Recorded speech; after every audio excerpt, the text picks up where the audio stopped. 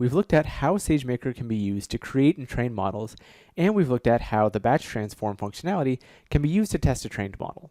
Now we'll look at how you can deploy a trained model. In our case, we'll be deploying it by making it available at an endpoint, which is a supported way of deploying a model using SageMaker.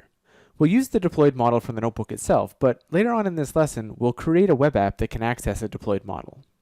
To follow along, navigate into the SageMaker folder, and then inside of the tutorials folder, and open up the Boston Housing XGBoost high-level deploy notebook. To start with, we'll be using the same dataset and creating the same sort of model as in the other Boston Housing notebooks. In particular, we'll be predicting the median cost of a house in the Boston area using XGBoost. Since we've done this before, I will go ahead and train the model now.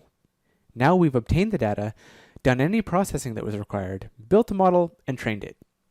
Instead of creating a batch transform job to test our model, we're going to test it by first deploying it and then sending the test data to the deployed endpoint. Using the high-level approach makes actually deploying the model very easy.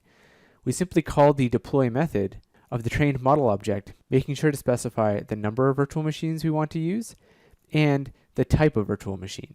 Currently, SageMaker is preparing, and then we'll run our deployed model. We'll come back once this is done.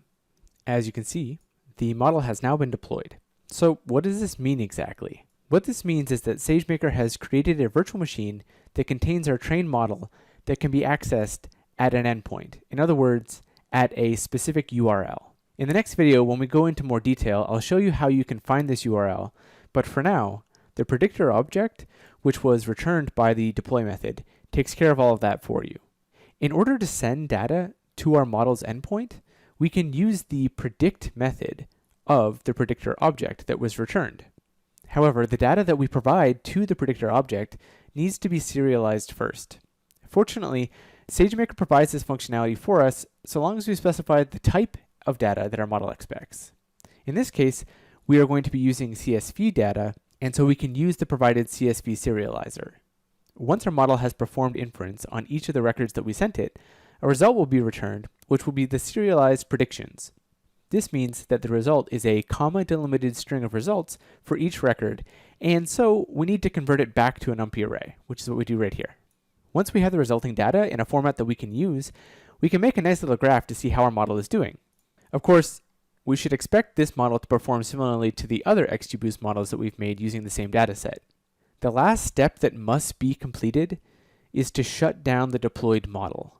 Remember that SageMaker has created a virtual machine for you that is hosting your trained model. This virtual machine will continue to run, waiting for data to be sent to it until you shut it down. Since the cost of running a deployed model is based on how long it is running for, when you no longer need an endpoint, you need to shut it down.